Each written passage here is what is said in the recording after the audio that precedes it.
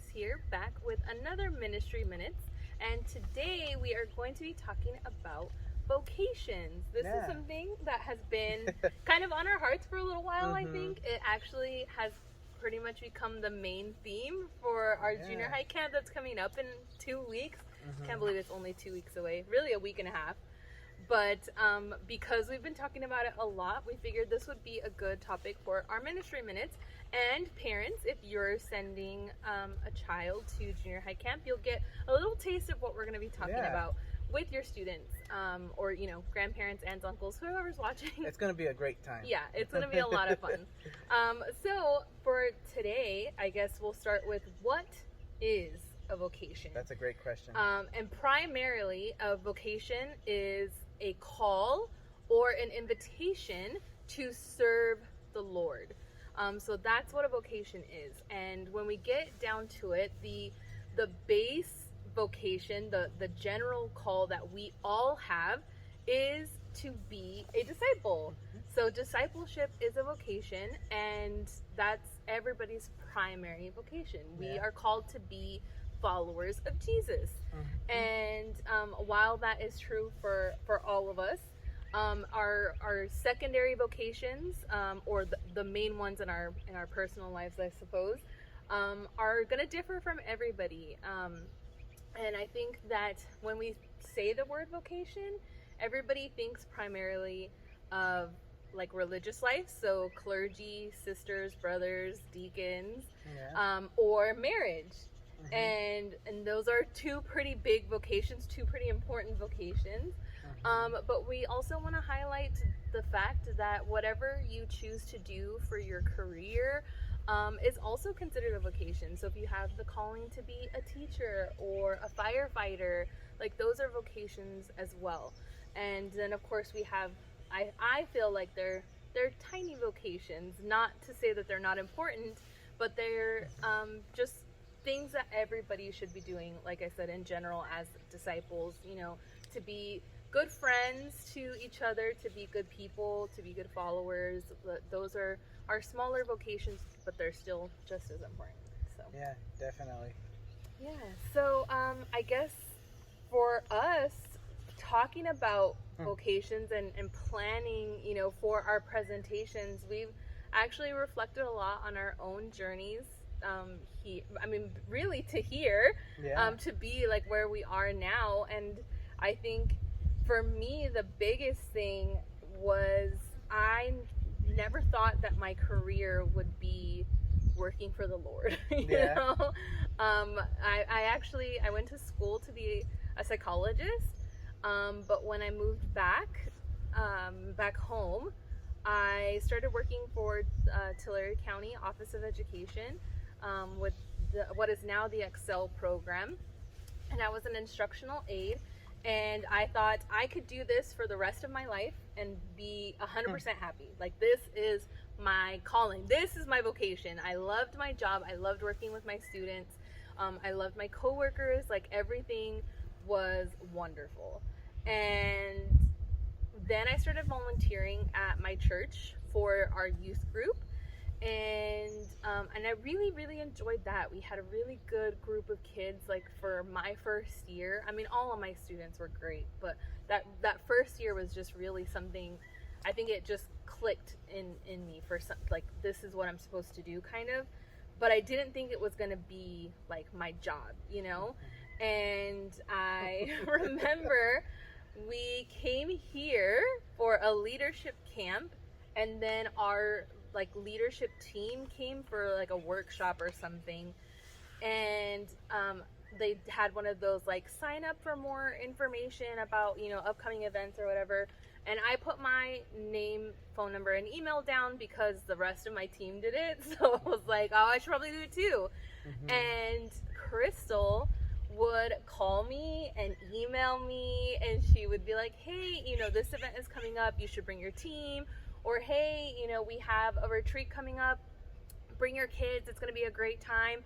And I would never, ever, ever return any of her phone calls or her emails. It was just like, I was like, I don't think so, you know, like, oh, I think I'm busy, you know, like it was just, Yeah, it was just one of those things. And then at that time, we had been doing a lot of work with the diocese and the youth and young adult coordinator at the time. His name was Alex Barraza. And because we were kind of in the forefront of a lot of different events, we got invited to a meeting with the STIC staff at the time to plan upcoming events. You know, they just wanted to know, like, how could we serve you guys better? And that's kind of how we first started our Catholic music camp. And so that was the first event I ever volunteered for here at STIC. And then after that, I started volunteering for confirmation retreats and things like that. And the next thing you know, I'm being offered a job. And at first it was part-time, so I was still working at the school. And 6 months go by and they're like, hey, you know, would you consider a full-time position? And I feel like it's at this point that the Lord just laughed and laughed and laughed, because he knew I was going to end up here eventually, whether I was ready to or not. And I think that's something that's also really important to note too, is that, you know, I think God knew that I wasn't ready, and so he let me take my time, but eventually I did end up here, and I've been here for 5.5 years now, and it's been wonderful. It's been a really great time, and I'm happy that I ended up here. And I think if I had come here sooner or even later, I don't think my journey would have been quite the same. So I don't know. I really enjoyed that, and so that's a little bit about my vocation story. Wow, that's awesome. Yeah. The Lord laughed and laughed indeed. He surely did. He's a funny guy. Yeah. So, you know, for me, vocation is a big question mark in my life. You know, I feel like I'm still on this faith journey, walking to wherever the Lord calls. I remember a priest, Father Guadalupe Vargas, here in the diocese. He one time told me, when I accepted a role for EPJ, the young adult movement that I'm in, he asked me before I became the national coordinator, do you know what you're doing? And I told him, no. I don't think anybody does. Yeah, exactly. So I don't, and I feel like it's something so common, but it scares people. You know, it scares people not to know, or like that uncertainty of like, is this really what is meant for me? 100%. And in that moment, all I could think about was when Jesus called the disciples, it's like, come. And they were called on the spot to go follow Jesus and, you know, and accompany him in whatever it was that he had in store for them. And I look back, I'm like, man, they just said yes, and they left everything, whatever it is they were doing. So brave. Yeah, their, you know, their jobs and everything, friends, and they're just like, I'll see you guys later. I'm gonna go follow the Son of the Lord. Yeah. And I think that's so amazing, and so that's why I said yes. You know, when I was called to be in that position, and in my life, you know, all the time, ever since I turned 18, I lived the EPJ retreat. I have been told, I've lost count of how many times, but I've been told that I should become a priest, that I have the face of a priest, that I act like a priest, that I'm so nice, that I have a big heart. I remember this one time, a sister, she told me, Luis, you just have such a big heart, it'd be selfish of you to just give it to one girl. Wow. I know. And I'm like, sure. Yeah. I was like, sister, please. Please. Yeah, and you know, and it's something, you know, I've thought about. It's always been in the back of my mind, the priesthood, joining the seminary. You know, and it was as recent as like 2-3 weeks ago when we had a group up here down at St. Anthony's, and one of the ladies, she knows me, and she's like, man, I just see the calling in you. I was like, ma'am, please. I have a girlfriend. And it's just so hard, you know, to put yourself in that situation, right, and to be open. But I've learned to just say whatever the Lord wants, truly. Yeah. And it's hard to just leave yourself open like that. You know, because you feel like you need to want something. Right. Because then you feel like you have a path or a plan that you need to follow, and you create your own plan. And like you, the Lord laughs and laughs because he has his own plan for us, and he might have to make some adjustments to, get us to where we need to be, but he'll get us there wherever it is that he wants us. And so, personally right now in my life, I don't feel like that strong calling to go and join the seminary and become a priest. And I'm not saying it's never going to happen. I'm open to it. It's just like, if that's all it is. Right. I'm open to it, but I haven't felt that strong pull to go. For sure. And I'm where I'm at right now.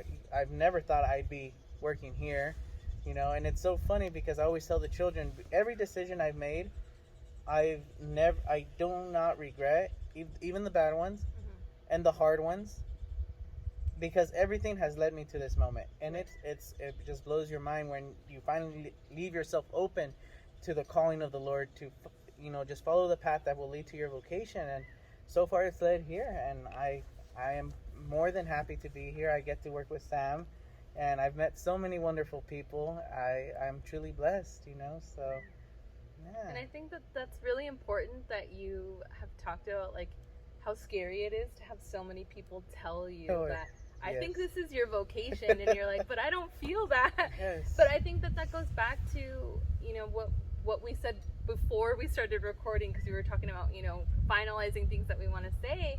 And it's really that the Lord is constantly calling you. Your vocation will constantly change. Sure, maybe if this ends up being our forever jobs, maybe we'll be here for 20 years or so, and that's our main vocation. But that doesn't mean that even in and of itself it hasn't changed. And I think for you to acknowledge the fact that does scare you, but ultimately it is whatever the Lord wants, is really important, because we never know. We don't know what the next year brings, the next day even, you know. And I think that's really important that you shared that. So I appreciate you sharing that with us. But I think it's also one of those things, looking back, you see all the graces that God has given you and how that has influenced your journey to where you are now. And I think it really does highlight that the Lord knows what he's doing, and you're going to end up exactly where you're supposed to be. Yeah. So. Indeed. And something that, talking about the general vocation of discipleship, I know, Sam, you already know my favorite Bible verse is from the book of Matthew, chapter 5, verses 13 through 16, about, where you should be, we are called to be the salt of the earth and the light of the world. And I always share, at the end of my presentation, I always make it a point to share that Bible verse with all the confirmation students, that, we are truly the light of the world, and that we have to let our light shine before others so that they may glorify our Heavenly Father through us. And it's like, in whatever vocation we have, whatever job we get, you can always find a way to be that light for people, even if they're not religious or anything like that. I know I used to work at a physical therapy clinic, and I met a lot of people there, and for them, simply smiling and talking to them, because a lot of the people that would go were older, and they were like, I got it a few times where they would tell me, like, I love coming here and talking to you, because this is sometimes you're the only person I talk to throughout the week when I come to my appointments. And for them, I'm not saying they saw God through me because I'm amazing or anything like that. I mean, maybe they did, I don't know, but they were at least, say so. I think maybe, but for sure they were happy, in that moment, because I actually took the time to talk to them, where a lot of people don't. And I think that's something the Lord did. When Jesus came, it didn't matter to him if someone was sick, if someone was, X, Y, or Z. He was there talking to them and showed them that friendliness and love that he had for them. Right. So I think finding a way in your everyday life to be like Jesus is really like disciples. It's discipleship. That's what we're saying. Which brings us full circle back to our base calling is discipleship. Yeah, indeed. That is our main vocation, and I think that's a really great example of that. So, you go, friend. All right. Well, I think this brings us to the end of our video. And I hope that you will stay tuned for There's a Saint for That. That's coming up right after this. Yes. But for now, we probably won't see you until about the beginning of July, because junior high camp is the last week of June, and we're going to be pretty busy, so we probably won't have time to record anything. But we'll see you at the beginning of July. Thanks. All right, bye guys.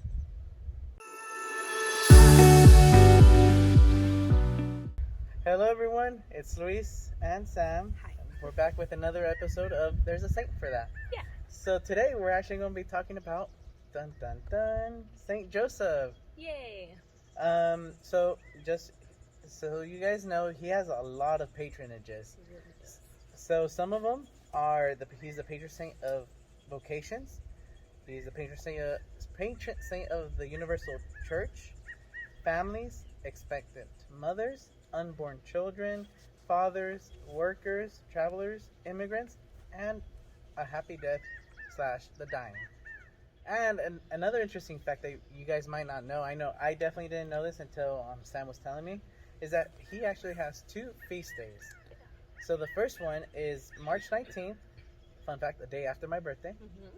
And so his feast day is the feast day of Saint Joseph, husband of Mary. Mm-hmm. And the second feast day is May 1st, Saint Joseph the worker. Yeah. So very interesting. I had no clue. Yeah. Apparently Pope Pius the 12th, I think, is the one who made that his feast day in like 1955, because May 1st is also known as May Day, which is the International Workers' Day. Oh. So they acknowledge Saint Joseph the worker as well, which is really cool. Very interesting. Yeah. All right. Well, I hope you guys know who Saint Joseph is, right? But just in case, he is Jesus' stepfather or his earthly dad. Mm-hmm. He's actually descendant of King David. And when the Archangel Gabriel came to him in his dream, after Mary first told him that she was pregnant with Jesus, and now how it happened, he was doubting a little bit. Mm-hmm. So the Archangel Gabriel came to him in his dreams, and he greeted him as son of David. Right. And a little fun fact there is that Luke and Matthew actually did not agree as far as their lineage, but they both agreed that he is descendant of King David. So interesting. Yeah, so another thing that we learned about Saint Joseph is we know that he was a pretty quiet figure in the life of Jesus in general, but also in the Bible. And because he was not really present, at least as far as we know, in Jesus's public life, his public ministry, and he wasn't there at his death or for his resurrection, the likelihood that he passed away before Jesus began his public ministry is pretty high. And that's actually part of the reason why he is the patron saint of a happy death and the dying, is because he is assuming that he did die before Jesus began his public ministry. Jesus and Mary were probably very close to him as he was dying, which is a way that many of us would hope to go, surrounded by loved ones. So that's why he's attributed to that patronage. The other thing that we talked about when choosing Saint Joseph. So the main reason we chose Saint Joseph is because he is the patron saint of vocations. But there is a lot about Saint Joseph that we love and appreciate, and so that's how we got to the point of sleeping Saint Joseph. One of the other things that this particular image is attributed to is the fact that he very much had a peaceful surrender to God's will and to God's plan for his life. So going back to the Gospel of Matthew, which Luis mentioned earlier, when the angel comes to visit Joseph, he tells him, not to worry and to not be afraid to take a pregnant Mary as his wife. And so, like I said, this image is that peaceful surrender. And because of that, we have the statues of sleeping Saint Joseph, and many people will write their prayer intentions and place them under the statue, and then they go to sleep, and they are trusting that God will answer their prayers as they sleep, just like Saint Joseph, which we've always appreciated. And fun fact, the image and statue of Saint Joseph is very important to Saint Pope Francis, and he took a statue of sleeping Saint Joseph from where he was living in Argentina to the Vatican with him when he moved, because it's something that he just loves so much, and he will also place his intentions under the sleeping Saint Joseph, which I think is really neat. And then the last thing that I think we kind of want to leave off on is just understanding that overall Saint Joseph was a very quiet and humble man. Because of this, that's why we don't know a lot about his life. But also I think it really highlights that idea of vocation. So if you watch the first half of the video, we're talking about vocations in general. For Saint Joseph, his vocation was to be that quiet force, you know, that person that was going to support and uplift and encourage Mary and Jesus as they lived their life. And I think that really highlights that no vocation is too small, and that every vocation is important, even if it's just being in the background and not necessarily taking center stage. And that's something that Crystal and I used to talk about a lot, and something that we admired about Saint Joseph is just his quietness and his humility and his willingness to just, I'm here if you need me, kind of a kind of a dad, you know. And I really like that about Saint Joseph, so that makes him a fave for me. Yeah, definitely. Yeah, so with that does bring us to the end of There's a Saint for That. And as always, if you have any suggestions, or if you have a saint that you would like us to cover, please leave them in the comments below, or send us a message on social media. And until then, we'll see you next time. All right. Bye. Bye.